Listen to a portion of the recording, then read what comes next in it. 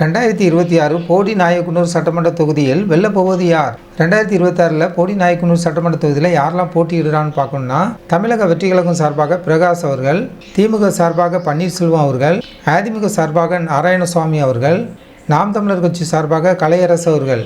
நம்ம இப்போ போடி நாயக்கனூர் சட்டமன்ற தொகுதியை பற்றி பின்னான பழைய தரவுகளை நம்ம பார்க்கணும்னா, 1957 காங்கிரஸ் வெற்றி பெற்றிருக்காங்க. 62 காங்கிரஸ், 67 காங்கிரஸ், 71 திமுக, 77 அதிமுக, 1980 அதிமுக, 1984 எடுத்துட்டோம்னா காங்கிரஸ் வெற்றி பெற்றிருக்காங்க. 1989 அதிமுக, 1991 அதிமுக, 96 திமுக, 2001 அதிமுக, 2006 திமுக, 2011 அதிமுக, 2016 அதிமுக, 2021 அதிமுக, தொடர்ச்சியாக 3 முறை அதிமுக இந்த சட்டமன்ற தொகுதியில் வெற்றி பெற்றிருக்கிறத நம்ம பார்க்குறோம்.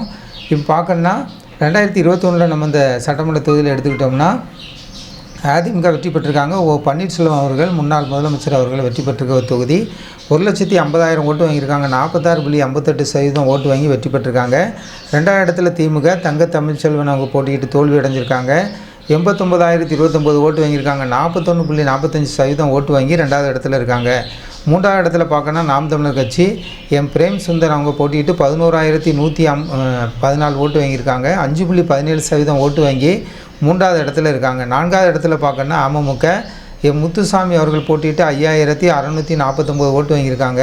2.63% ஓட்டு மட்டும் வாங்கியிருக்காங்க. இதான் நம்ம பார்த்த ஒரு சில தரவுகள். இன்னும் மற்றவங்களும் போட்டிகிட்ருக்காங்க.